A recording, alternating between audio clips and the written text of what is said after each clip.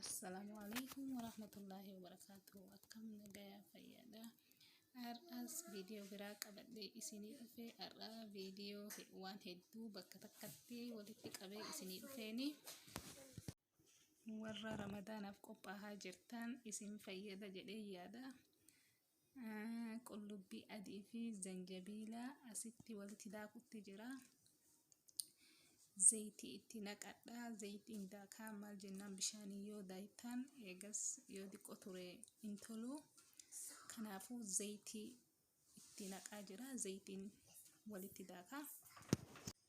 Kunoo akkanatti walitti daakee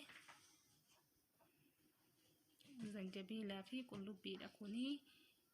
Garuu waan biraallee kana boodaan daaketu jira. Viidiyoo hagadhumatti ilaaluu hin dagatinaa. Warri channel kanaaf haarawaa please like, share, subscribe gochuu hin dagatinaa.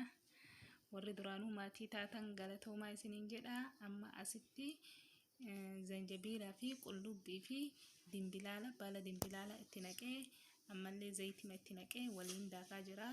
Kun ammoo yeroo ruuzaa fi waan kuduraa hedduu bareedan isin gargaaraadha. Hedduu bareedaadha. Qullubbii fi zanjabiila adda daakee eegas ammoo qullubbii zanjabiilaa fi dimbilaala baala dimbilaala silaantoo walitti daakee kunoo akkana jira. Eegas akkanatti eega daakee akkanatti firiizaa keessa kaayaa. Kana waliin osoo hin keenne yeroo hedduu yoo meeshaa kaan waliin firiizaa keessa keettan yoo eegas yeroo nyaata godhachuuf deemtan sanitti gadi baaftanii xiqqoo tursuu qabdanii. Kanaafuu waan xiqqoo nama rakkisuuf akka inni itti godhutti kun hedduu bareeda. Anka garii gugurdisee ka garii diqqeessee itti naqaa maal jennaa yoo waan xiqqoo godhu diqqicha sayyuusaa godha yookaan ammoo guddaayyuus godha. Akkanatti firiizaa keessa kaayaa.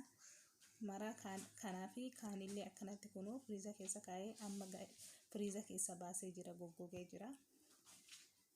Akkanatti eega inni goggogee kunoo akkana jira. Eegas waraqatti naqattee firiizaa keessa kaayattanii yeroo barbaadan takkuma takkaan keessaa fudhattan jechuudha. Akka kaanitti nama rakkisu hedduu bareedaadha.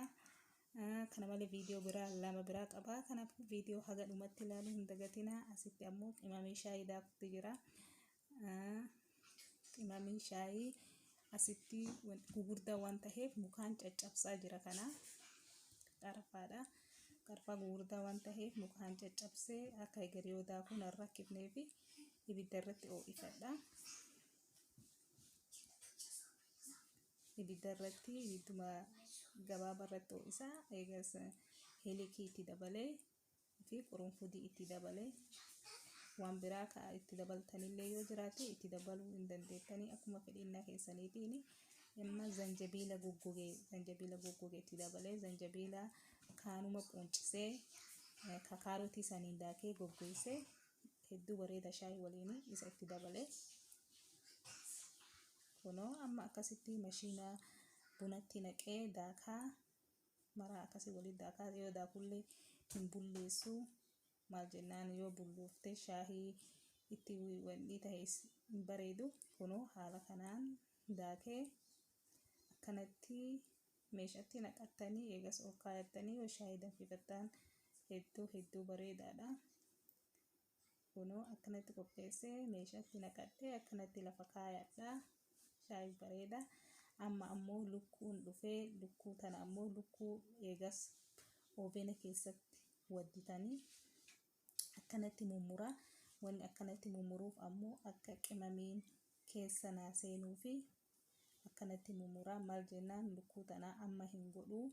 Akkanatti mummuree qimamii itti naqee qimamii waliin zafazafee firiizaa keessa kaayee eegas haga silaa godhadhu firiizaa keessa kaayaa. Guyyaa feetan fuutanii akkasitti godhachuu dandeettanii. Amma akka moona itti naqee eegas qunda barbaree itti naqee eegas barbaree itti naqadha. Kunoo amma irdii itti naqadha. Qimamii namuu wanta manaa qabdan waan barbaadan itti naqachuu dandeettanii. Amma ammoo lemon pepper jira. Lemon pepper kana itti naqee abbaan barbaadan irraa dhiisuulee ni dandeettanii.